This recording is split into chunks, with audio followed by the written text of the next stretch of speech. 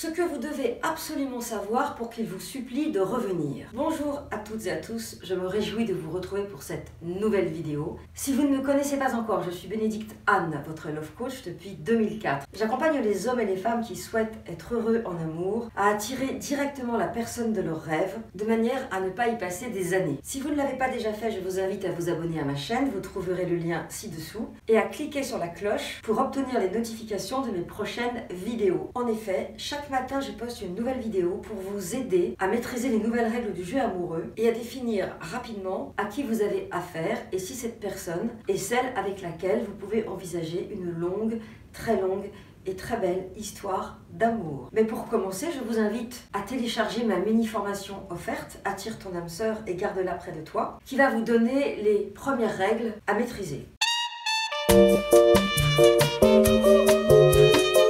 Ce que vous devez absolument savoir pour qu'il vous supplie de revenir. Le premier conseil que je vais vous donner et qui à mon avis est le plus important, c'est que vous aimeriez bien sûr que l'autre vous supplie de revenir, mais peut-être que sa décision est prise et que définitivement l'autre a décidé de ne plus jamais revenir. Et pourquoi c'est important, même si c'est contradictoire avec ma promesse, c'est que tout simplement, vous ne pourrez jamais forcer quelqu'un à faire quelque chose qu'il ne veut pas. Et que votre force à vous, c'est de lâcher.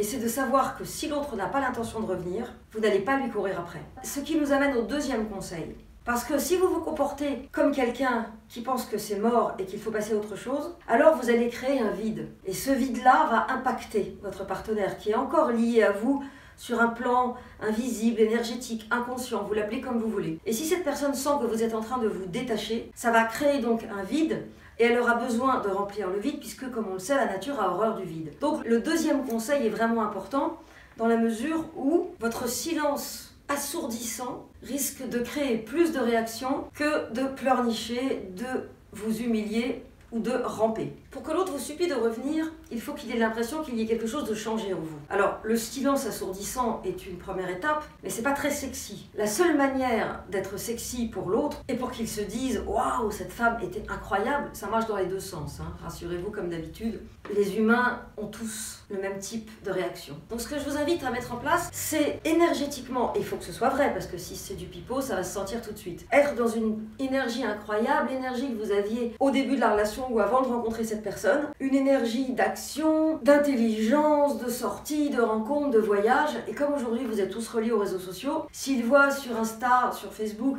ou ailleurs que vous êtes en train de faire quelque chose que vous deviez faire ensemble, si vous êtes en train de réaliser le rêve que vous aviez, par exemple, je me souviens d'une de mes coachées, son compagnon l'avait draguée en lui disant « Je t'emmènerai écouter du Pablo Neruda sur le Machu Picchu ». Le jour où elle est allée sur le Machu Picchu, elle s'est débrouillée pour qu'il sache qu'elle y était allée. C'était juste une manière de dire « Tu vois Coco, tu m'as fait rêver sur un truc que tu n'as évidemment jamais apporté. Eh ben je l'ai fait et je ne l'ai pas fait avec toi, je l'ai fait avec quelqu'un d'autre et c'était très bien. Et maintenant la boucle est bouclée. » Mais bon, pour arriver à cette conclusion, il faut du temps. Parce que je peux vous dire que cette personne, dans les 6 premiers mois, aurait été incapable de prendre un avion pour le Pérou. Sans aller jusque-là, vous pouvez très bien prendre des photos de vous en train de danser, vous allez dans un endroit où on danse, vous avez 2-3 amis qui sont là et qui vous prennent en photo, où on vous voit de préférence danser avec un superbe mâle ou une belle gonzesse, et cette photo, vous la postez sur les réseaux sociaux. Vous pouvez aussi créer des décors et des fakes, mais ça, j'en vois pas trop l'intérêt. Et comme disent les Anglais, à force de faire comme si, ça finira par arriver. Donc, organisez-vous une vie hyper intense, hyper sexy, vous finirez par ressembler à cette personne que vous décrivez, que vous racontez à travers ces images, et surtout, l'autre va vraiment sentir que vous êtes redevenu cette personne extraordinaire qu'il a rencontrée et qui était devenue un peu, il faut l'avouer, plan-plan, bobonne, et qui considérait peut-être que vous faisiez partie des meubles, ou dont vous considériez peut-être que elle faisait partie des meubles. Tôt ou tard, celui ou celle qui est parti va avoir un manque. Une déception avec une personne qu'il aura rencontrée, un moment d'angoisse, un dimanche soir, le fait de passer devant un resto qui était votre cantine, croiser quelqu'un qui était proche de votre groupe d'amis. Pour X raisons, cette personne va donc revenir vers vous. Mais cette personne ne va pas vous supplier. Cette personne va envoyer un petit signe, par exemple, vous appeler, couper, comme ça vous voyez que l'autre a appelé et vous rappelez.